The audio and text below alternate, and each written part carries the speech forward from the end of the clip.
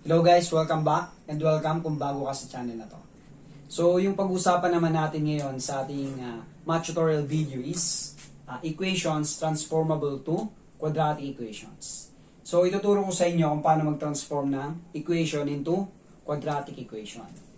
So example, so yung mga may encounter yung problem dito sa topic na to is mga ganito siya, mga fraction, no?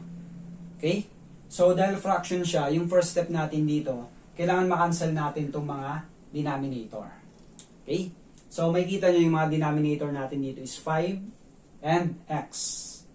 So, para makancel natin siya, kasi nandito siya sa denominator, magmumultiply lang tayo ng 5x. Okay? Both sides. So, multiply tayo dito ng 5x. Multiply din tayo dito sa kabila.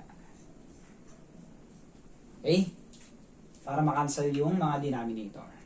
So, actually, itong 5x na to, ito yung LCD ng ating mga fraction or yung ating mga rational expressions. Okay? So now, distribute lang natin to, yung 5x. So dito muna, 5x times x plus 1 over 5. So mangyayari, makakancel yung 5. Okay? So matitira na lang is x times x plus 1 na lang. Okay?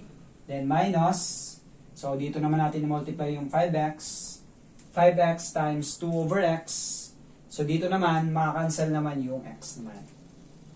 Okay? So, matitira, 5 times 2 na lang.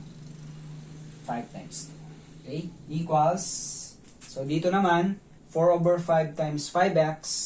Cancel naman yung 5. Okay? So, cancel yung 5. Matitira is 4 times x na lang. Okay? So, natanggal na natin yung mga denominator. Okay? Now, simplify natin siya. So, distribute lang natin itong x. X times x, that's x squared. Plus x times 1, that's x. Minus 5 times 2, that is 10, equals to 4x. Okay? And then, lipat lang natin itong 4x dito sa kabila. So, magiging negative siya. Okay? Yun. Then, simplify natin. Last step. X squared, x minus 4x, negative 3x. Minus 10 is equal to 0. Okay? So, na-transform na natin tong equation na to into quadratic equation. Okay? Ganun lang siya.